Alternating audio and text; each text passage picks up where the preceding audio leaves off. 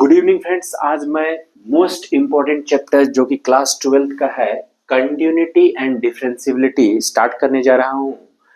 पूरे 12th की अगर हम बात करें तो जो मैथ में डिफरेंशिएशन है और इंटीग्रेशन, पूरे सिलेबस का 60% क्वेश्चन इसी दो चैप्टर से पूछा जाता है और बहुत ही बड़ा टॉपिक है दोनों, लेकिन हम आसान से समझ सकते हैं अगर हम बेसिक कॉन्सेप्ट को बिल्कुल अच्छे से समझ ले।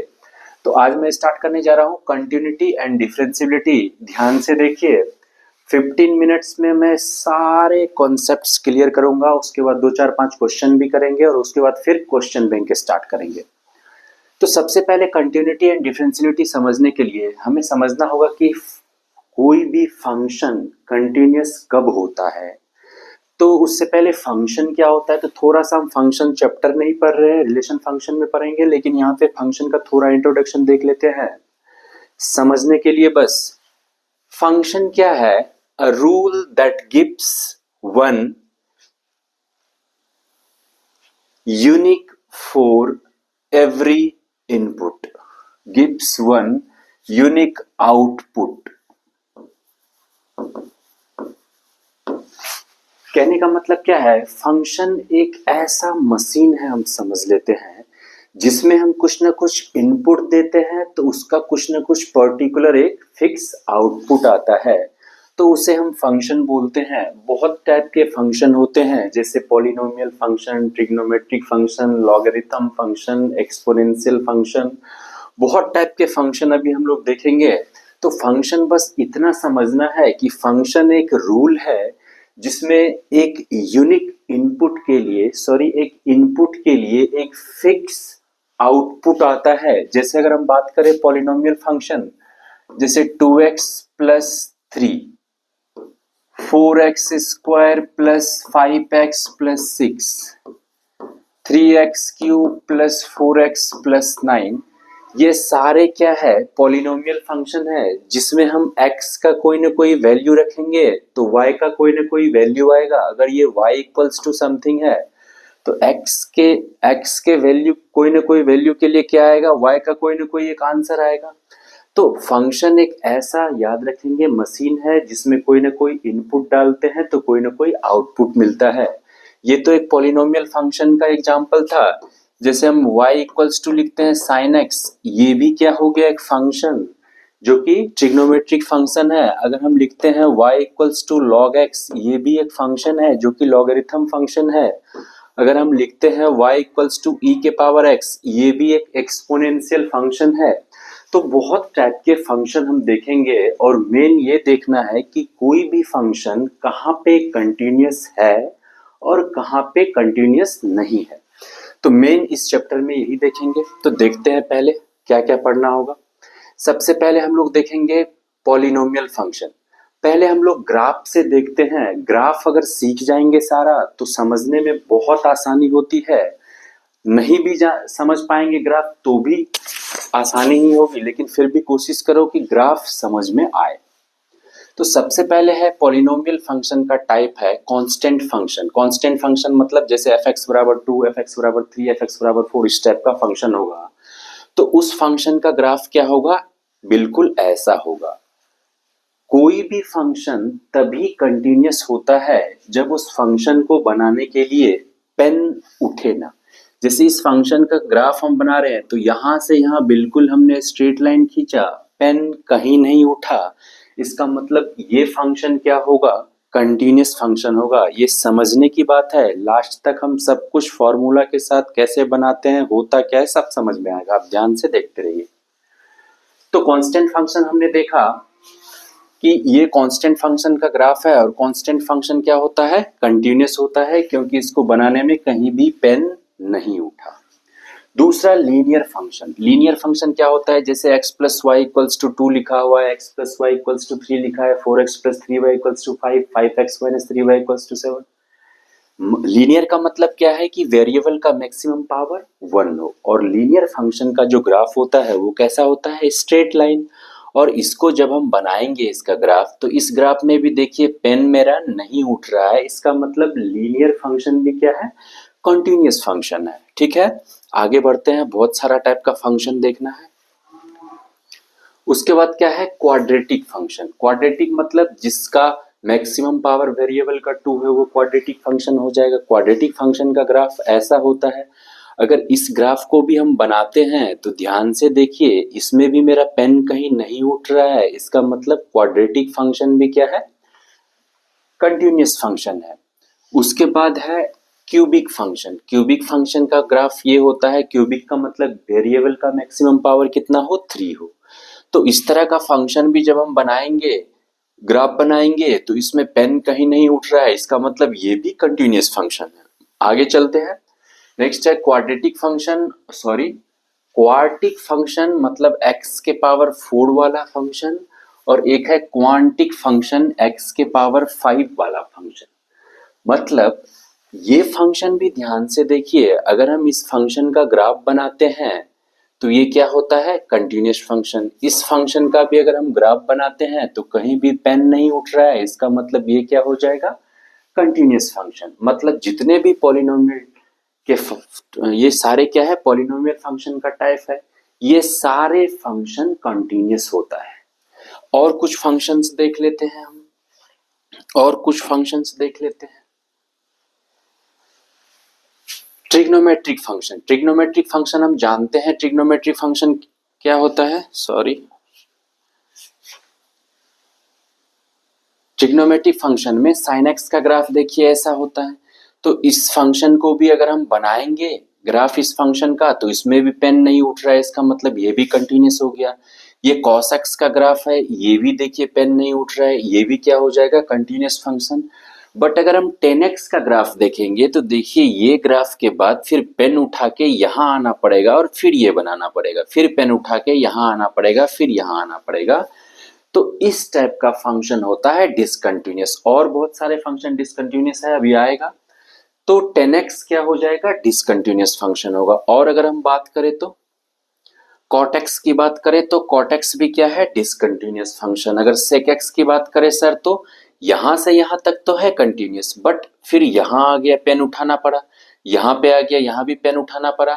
मतलब sec x और cosec x ये भी क्या है, डिसकंटिन्यूअस फंक्शन। तो ये हो गया डिसकंटिन्यूअस फंक्शन, ये हो गया डिसकंटिन्यूअस फंक्शन, ये हो गया डिसकंटिन्यूअस फंक्शन, और ये हो गया डिसकंटिन्यूअस फंक्शन। और बाकी जितने फंक्शन हमने देखा सारे क्या है, कंटिन्यूअस फंक्शन। इसके बाद कुछ और फंक्शंस हम लोग देख लेते हैं। कुछ और फंक्शंस में जैसे लॉगरिथम एंड एक्सपोनेंशियल फंक्शन, तो लॉगरिथम फंक्शन का ग्राफ ये होता है। तो इस तरह का अगर ग्राफ को अगर हम बनाएंगे तो पेन कहीं नहीं उठ रहा है, मतलब लॉगरिथम फंक्शन भी क्या है, मेरा कॉन्टिन्यूअस फंक्शन है। इसी तरह अगर एक्सपोनेंशियल फंक्शन की बात करें तो एक्सपोनेंशियल फंक्शन को भी देखो, अगर एक्सपोनेंशियल फंक्शन का ग्राफ बनाएंगे तो पेन नहीं उठ रहा है, इसका मतलब ये भी क्या हो जाएगा, कंटिन्यूअस फंक्शन। अभी हमने बहुत सारे फंक्शंस का टाइप्स देखा, उसका ग्राफ देखा, और उसमें ये देखे कि सारे फंक्शन में कौन सा फंक्शन कंटिन्यूअस होगा और कौन सा फंक्शन डिसकंटिन्यूअस होगा। अब हम लोग कुछ बेसिक कॉन्सेप्ट जो और है उसको समझते हैं, और उसके बाद क्वेश्चंस पे देखेंगे कि कैसे हम बनाते हैं क्वेश्चन। अच्छा, अब इतना ग्राफ देखे, क्या सर हम सिर्फ ग्राफ से कंटिन्यूटी पता कर लेंगे क्या, ग्राफ तो हमको आता भी नहीं है किसी का बनाने। तो कोई दिक्कत नहीं है, ग्राफ का कोई जरूरत नहीं है। ग्राफ समझने में मदद करेगा और बहुत सारे क्वेश्चन सॉल्व करने में मदद करता है। बहुत बाकी चैप्टर्स में भी ग्राफ रहता है तो फील बहुत अच्छा आता है, समझ में अच्छे से और से आता है, इसलिए ग्राफ का जरूरत है। नहीं भी समझ में आएगा फिर भी चलेगा। तो आगे बढ़ते हैं हम लोग। एक हमने क्वेश्चन लिया, एफ एक्स बराबर, क्या ग्राफ से हम बना सकते हैं, क्या ग्राफ से बना सकते हैं, ग्राफ से भी समझ सकते हैं, बट हम हर तरीके से समझेंगे। एक क्वेश्चन है एफ एक्स बराबर 1, x is greater than equal to 0, और एफ एक्स बराबर 2, x is less than equal to 0। तो ध्यान से देखिए इसको, यहाँ पे ये क्या है, कांस्टेंट फंक्शन है। अगर हम इसका ग्राफ बनाते हैं तो ग्राफ बनाने के लिए आप लोग को आता होगा, ये एक्स एक्सिस होता है, ये एक्स डैश, ये वाई, ये वाई डैश। तो अगर हम पहला ग्राफ बनाएंगे, x greater than equals to 0। हमें पता है कि x का वैल्यू 0 यहां पे है, और 0 से बड़ा के लिए ये वाला हो गया, और 0 से छोटा के लिए ये वाला हो गया। तो सबसे पहले जब भी इसमें दिया रहता है तो याद रखना है, ये जो वैल्यू दिया रहता है ये एक ही दिया रहता है, x greater than equals to 2, x less than equal to 2, x greater than equals to 3, x less than equals to 3। तो ये वैल्यू जो होता है, इस वैल्यू को बोलते हैं हम लोग क्रिटिकल पॉइंट। क्या बोलते हैं? Critical point. ठीक है। अब ये क्या है सर क्रिटिकल पॉइंट, तो अभी समझते हैं। हमें इसी वैल्यू पे चेक करना होता है कि कोई भी फंक्शन कंटीन्यूअस है या डिसकंटीन्यूअस है। तो अगर इसका हम ग्राफ बनाएंगे fx बराबर 1, तो जब हम x का वैल्यू 0 या 0 से बड़ा कोई भी रख रहे हैं तो y का वैल्यू क्या आ रहा है? 1 आ रहा है। y का वैल्यू क्या आ रहा है? 1 आ रहा है। ये है 1। तो y का वैल्यू 1 आ रहा है, मतलब इसका ग्राफ तो ये हो गया सर, fx बराबर 1। जब हम x का वैल्यू 0 या 0 से बड़ा कोई भी रख रहे हैं तो ग्राफ क्या आ रहा है? 1 ही आ रहा है। y का वैल्यू क्या आ रहा है? 1 आ रहा है। तो ये इसका ग्राफ हो गया। अब दूसरा ग्राफ के क्या दे रखा है? fx बराबर 2। तो fx बराबर 2 दे रखा है x के 0 से छोटा वैल्यू के लिए। तो x का 0 से छोटा वैल्यू का मतलब क्या हो गया इस तरफ? तो इस तरफ के लिए fx का वैल्यू क्या दे रखा है? 2। तो 2 यहां पे कहीं होगा, इसका मतलब 2 यहां पे होगा, तो ये वाला हो जाएगा इसका। अब इसको ध्यान से देखिए, fx बराबर 1 बोला तो fx बराबर 1 हमने बना दिया जब x का वैल्यू 0 और 0 से बड़ा के लिए बोल रहा है। जब x का वैल्यू 0 से छोटा के लिए बोल रहा है, ये नहीं होगा। जब 0 से छोटा के लिए बोल रहा है तो 2 है। तो इन दोनों ग्राफ बनाने में पेन तो उठा मेरा, पेन उठा, इसका मतलब ये फंक्शन क्या है? डिसकंटीन्यूअस है। अगर ये ऐसा रहता कि यहाँ पे भी लेस देन के लिए भी यहाँ पे अगर 1 ही वैल्यू रहता, लेस देन के लिए अगर 1 रहता वैल्यू, मतलब क्या आता? ये वाला लाइन इसी पे आ जाता आगे, फिर ये फंक्शन क्या हो जाता? Discontinuous, sorry continuous. अभी ये क्या है? डिसकंटीन्यूअस फंक्शन है। ये समझने के लिए सर क्या ऐसे ही बनाएंगे? नहीं, ऐसे बनाना नहीं है, ये तो ग्राफ से समझा रहे हैं। बनाना कैसे है वो अब बता रहे हैं।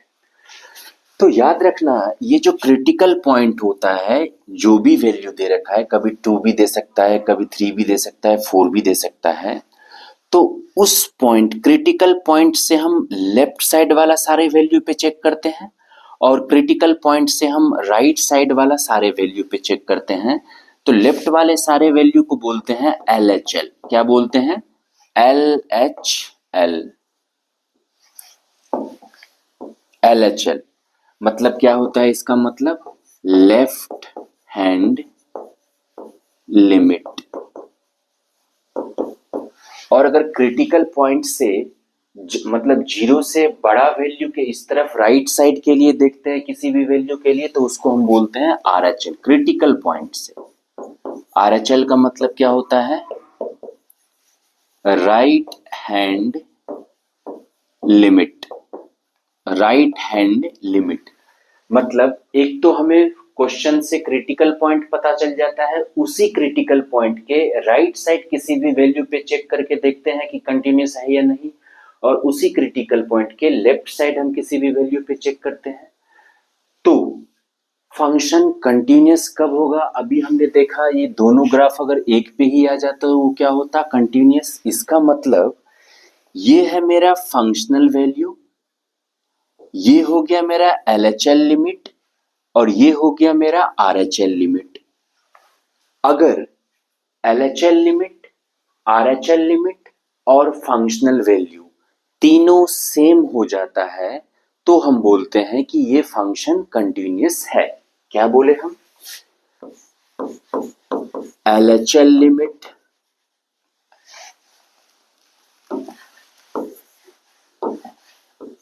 बराबर RHL लिमिट बराबर फंक्शनल वैल्यू। ये फंक्शनल वैल्यू क्या है सर?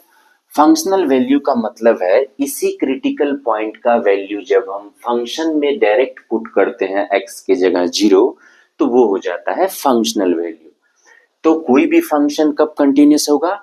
जब LHL लिमिट बराबर RHL लिमिट बराबर फंक्शनल वैल्यू तीनों एक ही लाइन पे होगा, इसका मतलब वो फंक्शन कंटिन्यूस होगा। ठीक है, तो अगर हम इसको अब इसका ऐसे ही बस लिख देते हैं, नहीं, अब इसको कैसे लिखते हैं LHL लिमिट को? इसको लिखते हैं ऐसे, formula LHL limit x tends to 0 f of x। फिर लिखते हैं इसके बाद limit h tends to 0 f of 0 plus h। 0 plus h का मतलब यही क्या है? अगर मान लीजिए 0 के बदला a हो, यहाँ पे 0 के बदला a हो, तो हम क्या करते हैं, एक h एक ऐसा क्वांटिटी है जो कि बहुत ही मतलब 0 के पास है, नेग्लिजिबल उसका वैल्यू है, एग्जैक्टली 0 से थोड़ा सा छोटा या बड़ा बोल सकते हैं। तो लिमिट h टेंड्स टू 0, अगर हम 0 के बदले यहाँ पे x के बदले कोई और चीज लेते हैं तो यहाँ पे h टेंड्स टू क्या होगा? 0। यहाँ हो जाएगा a प्लस h।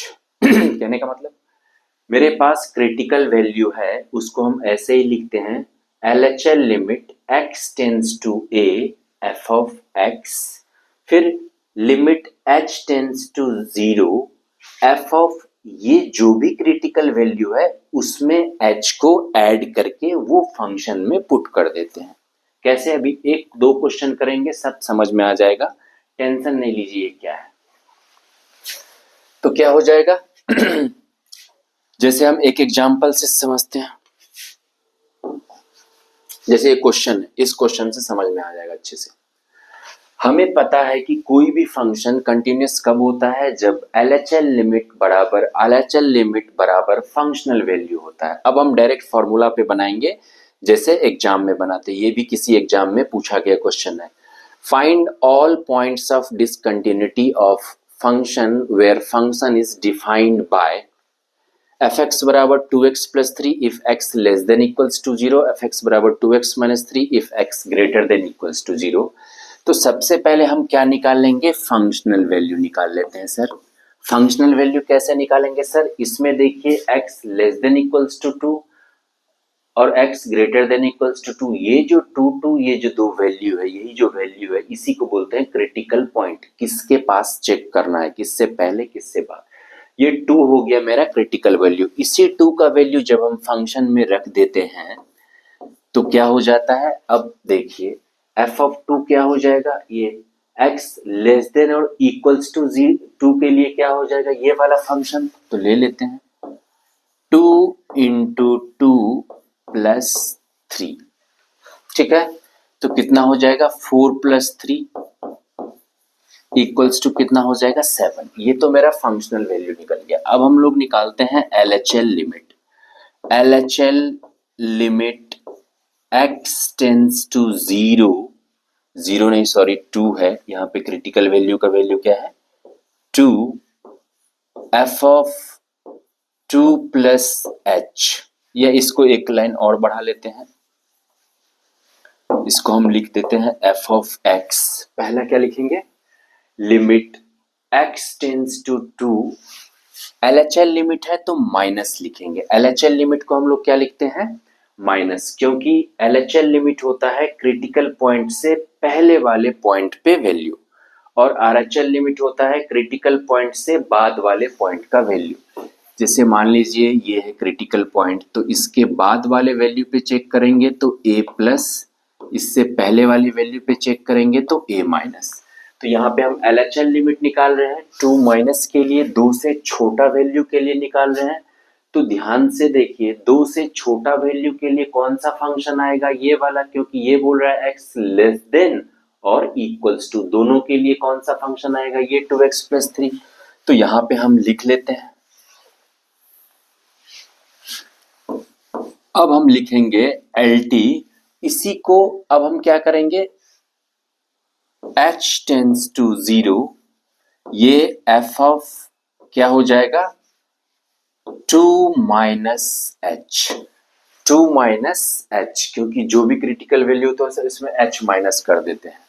ठीक है, अब क्या होगा L T H tends to zero, ये 2 माइनस एच का वैल्यू हम किस में रख देंगे फंक्शन में, कौन सा फंक्शन में, जो इस कंडीशन को फॉलो कर रहा है। तो यहां पे क्या लिखा है,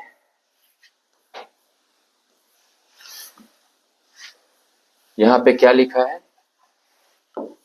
2x प्लस 3, तो x की जगह हमने क्या डालना है 2 माइनस एच, तो क्या हो जाएगा limit h tends to zero, x के जगह पे 2 माइनस एच डालना है, 2 इंटू 2 माइनस एच प्लस 3। अब क्या है कि हमें लिमिट का थोड़ा कॉन्सेप्ट 11th का देखना होगा। लिमिट में याद रखना है सिर्फ और सिर्फ एक चीज कि अगर इनफाइनाइट बाय इनफाइनाइट या 0 बाय 0 वैल्यू आता है तो हम उसमें लिमिट नहीं लगा सकते हैं। तो यहाँ पे डिनोमिनेटर में तो कुछ है ही नहीं, तो डायरेक्ट लिमिट लगा सकते हैं बिना सोचे। तो अब लिमिट का वैल्यू इसमें डालेंगे हम, तो क्या हो जाएगा 2 इंटू 2 माइनस 0 प्लस 3, ये क्या हो जाएगा, ये हो जाएगा 4 प्लस 3 इक्वल्स टू क्या हो जाएगा 7। अब देखिए मेरा यहाँ पे फंक्शनल वैल्यू कितना आया 7, LHL लिमिट कितना आया 7। अब हम लोग RHL लिमिट निकालते हैं। अब क्या निकालेंगे RHL लिमिट, तो कैसे लिखेंगे, लिखने का तरीका सबका एक ही है, RHL ऐसे लिखना है limit x tends to 2 plus, क्या बोलेंगे क्रिटिकल पॉइंट में प्लस लगा देंगे यानी कि RHL लिमिट, ये लिखने का तरीका है f of x। Second times क्या लिखेंगे limit h tends to 2 plus f of 2 plus h, f of 2 plus h क्यों सर, क्योंकि ये RHL लिमिट है, इसमें a प्लस h होता है। ठीक है, हमने लगा दिया। अब यही 2 प्लस h का वैल्यू हम क्या करेंगे फंक्शन में रख देंगे। तो फंक्शन क्या था इसके लिए, इसके लिए मेरा फंक्शन क्या था 2x प्लस 3, देख लेते हैं फंक्शन क्या था, सॉरी तो यहाँ पे देखिए x ग्रेटर देन 2 के लिए, मतलब 2 से बड़ा वैल्यू के लिए ये वाला फंक्शन है, तो हम क्या करेंगे इस वाले फंक्शन को लिखेंगे यहाँ पे 2x माइनस 3, 2x माइनस 3। ठीक है, कर लेते हैं। तो लिमिट h टेंस टू 0, ये तो x हो गया, h टेंस टू हमेशा 0 होगा, यहाँ पे x टेंस टू लिख दिए तो h टेंस टू बाद में 0 करना, क्योंकि h क्या है एक 0 के नजदीक वाला एक बहुत ही स्मॉल क्वांटिटी है।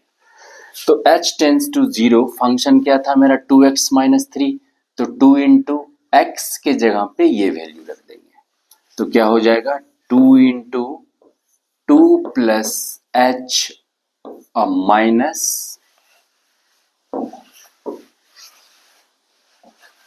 -3। तो ठीक है, देख लेते हैं। तो हमने x के जगह पे क्या रख दिया 2 प्लस एच, ठीक है, और -3 बाहर होगा,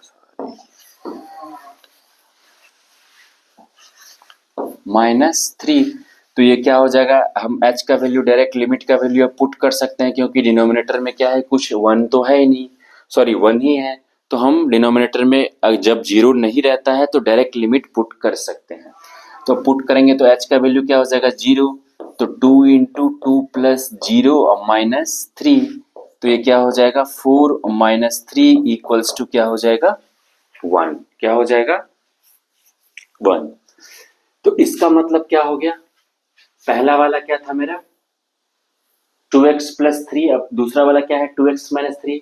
इसमें देखिए फंक्शनल वैल्यू मेरा क्या आया 7 आया, ठीक है। उसके बाद अगर हम बात करें LHL लिमिट क्या आया 7 आया, लेकिन RHL लिमिट क्या आ गया 1 आ गया। इसका मतलब हम ऐसे लिखेंगे यहाँ पे LHL is not equal to RHL, LHL और RHL इक्वल नहीं है, that is why the function function is discontinuous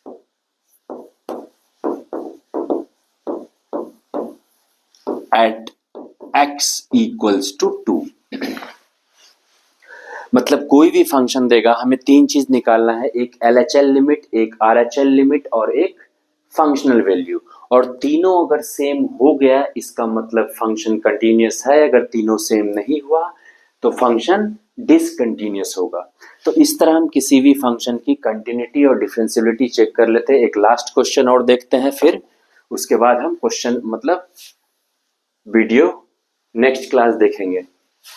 question है find all points of discontinuity where function is defined by x plus 1 if x greater than equals to 1, x square minus 1 if x less than 1। ठीक है, सबसे पहले हम क्या करते हैं, functional value निकाल लेते हैं। फंक्शनल वैल्यू कैसे निकालते हैं सर? क्रिटिकल पॉइंट क्या है यहाँ पे 1, मतलब f ऑफ 1 निकालते हैं। f ऑफ 1 कौन सा फंक्शन में डालेंगे सर? इक्वल्स टू है, तो f ऑफ 1 का मतलब क्या हो गया? x plus 1। x प्लस 1 मतलब क्या हो गया? 1 प्लस 1। 1 प्लस 1 इक्वल्स टू क्या हो गया? 0। मतलब मेरा फंक्शनल वैल्यू क्या आ गया? 0 आ गया। अब हमें क्या निकालना है? LHL limit. क्या निकालना है? LHL limit. तो LHL लिमिट क्या होता है? LHL लिमिट लिखना नहीं है, LHL ही हो गया। LHL कैसे लिखना है इसको? Limit x tends to 1 minus f of x।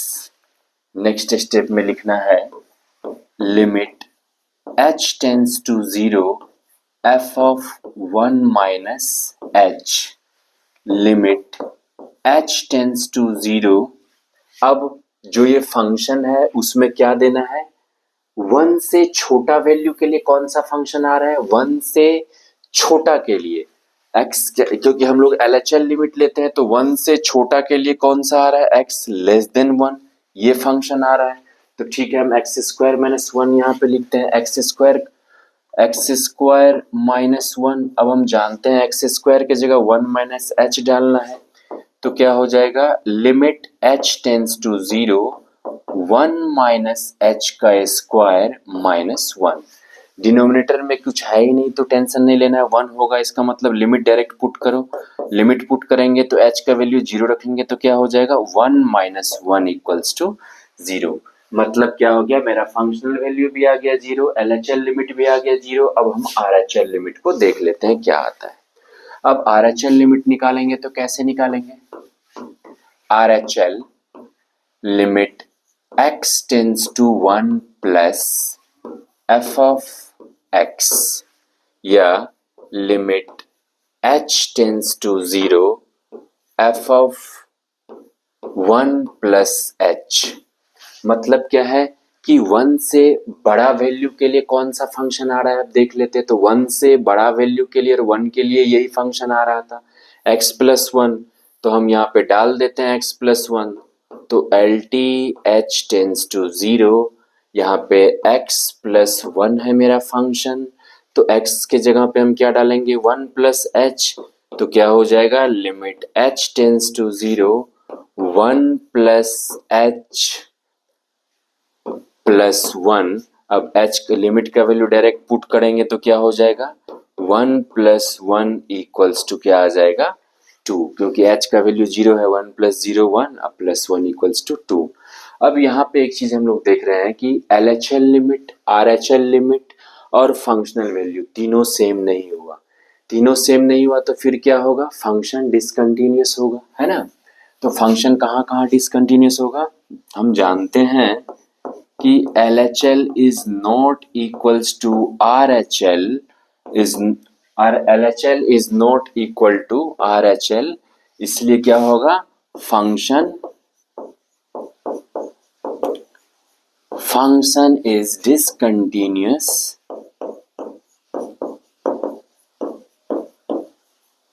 at x equals to 2। जैसे यहाँ पे क्वेश्चन पूछ रहा था स्टार्टिंग में, आप देखिए क्वेश्चन ध्यान से। Find all points of discontinuity where function is defined by। All points of discontinuity. Actual में हमें ऑल पॉइंट्स देख के टेंशन नहीं लेना, सिर्फ और सिर्फ जो क्रिटिकल पॉइंट होता है उसी को बस देखते हैं। उस पे अगर प्रूफ हो गया तो उससे पहले तो हमने चेक किया ही एलएचएल, उससे बाद वाला चेक किया ही आरएचएल। तो किसी भी फंक्शन की कंटिन्यूटी पता करने के लिए क्या करते हैं, एलएचएल लिमिट, आरएचएल लिमिट और फंक्शनल वैल्यू निकालते हैं। अगर तीनों सेम होता है तो फंक्शन कंटिन्यूअस होता है। अभी आप नेक्स्ट क्लास में हम लोग सारे क्वेश्चंस में इनके सारे क्वेश्चंस कर लेंगे कंप्लीट, और इसमें भी आई थिंक आप लोग बहुत सारे क्वेश्चंस कर सकते हैं, आप एनसीईआरटी के चाहे क्वेश्चन में से कर सकते हैं। ठीक है, नेक्स्ट क्लास में सारे टाइप्स के क्वेश्चन देखेंगे। अभी तक के लिए थैंक यू।